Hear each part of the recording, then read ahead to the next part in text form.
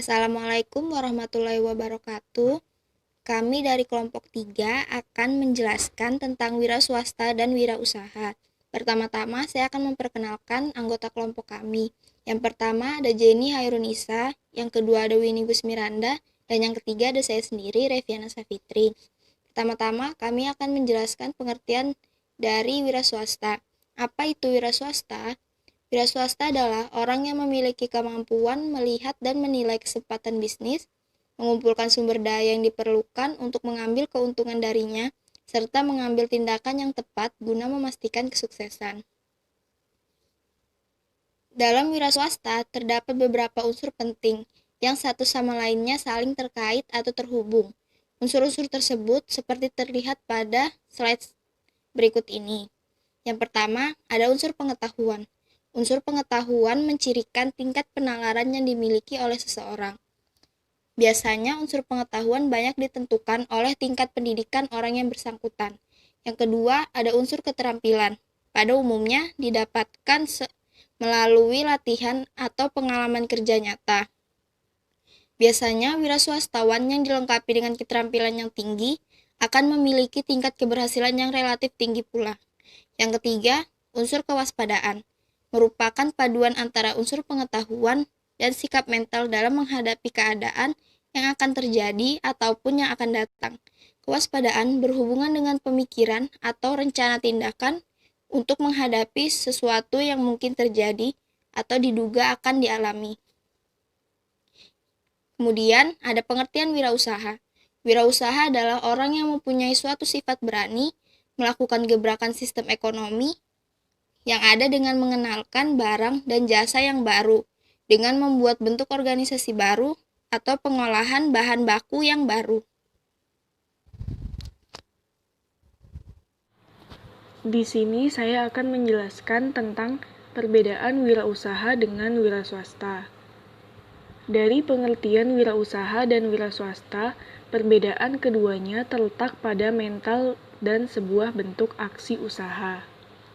Wirausaha adalah orang yang bekerja sendiri atau tidak bekerja pada orang lain, serta orang yang dapat menciptakan lapangan pekerjaan baru. Sedangkan wira swasta adalah orang yang mampu melihat peluang untuk mensukseskan dirinya sehingga dapat dipakai sebagai seorang karyawan yang bekerja dengan orang atau memiliki usaha sendiri.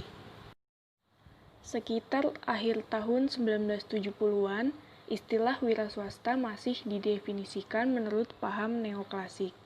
Seorang wira swasta berarti satu orang yang berani bersikap, berpikir, dan bertindak menurut kemampuan dan keberanian untuk menciptakan pekerjaan sendiri, mencari nafkah sendiri, dan berkarir dengan sikap mandiri.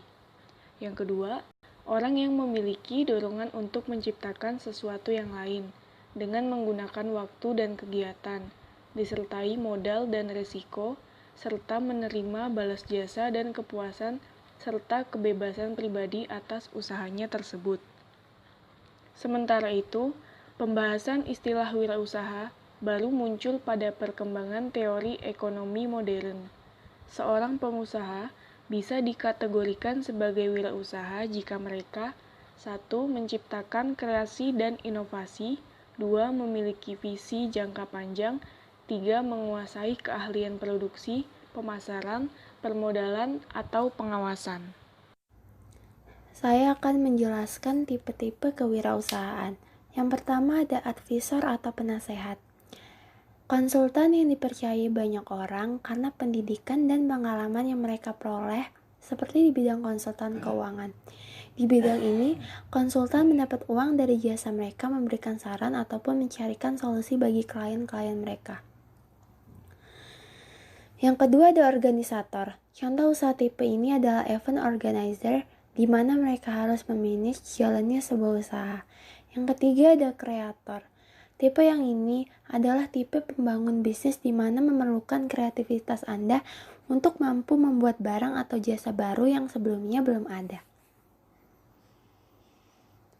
Yang keempat ada caretaker. Pengusaha yang bergerak di bidang perkebunan adalah salah satu contoh di mana Anda harus mampu menjalankan sebuah bisnis yang memerlukan sikap yang sabar, tekun, dan konsisten. Yang kelima ada komunikator. Tipe ini adalah Anda yang mampu memberikan informasi yang menjadi demand seperti sales. Entertainer. Tipe ini adalah tipe entrepreneur yang mampu membuat atau menambah pengalaman positif bagi orang lain. Misalnya adalah aktor dan penyanyi.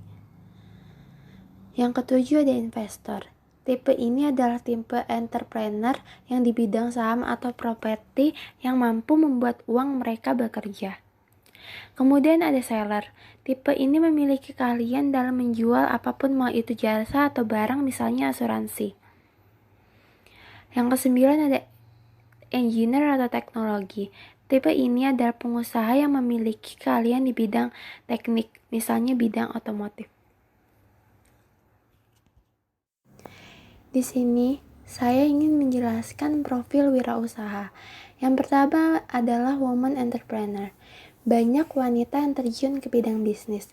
Alasan mereka menekuni bidang bisnis ini didorong oleh faktor-faktor antara lain, mereka ingin memperlihatkan kemampuan prestasinya.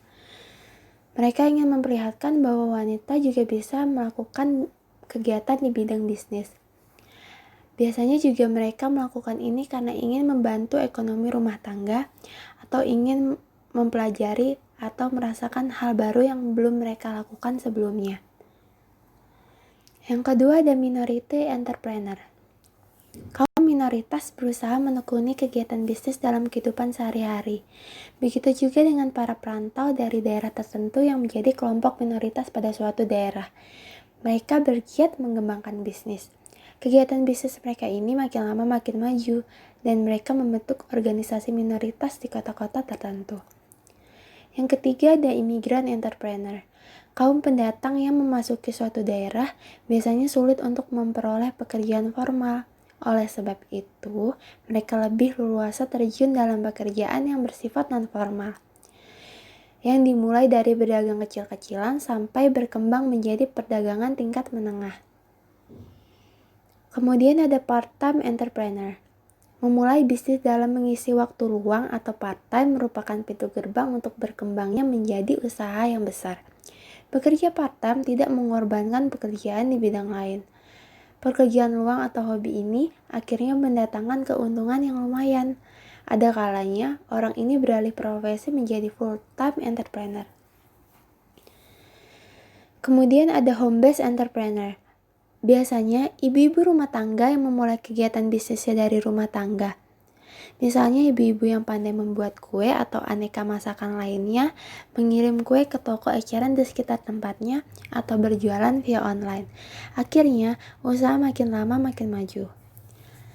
Yang keenam ada family owned business.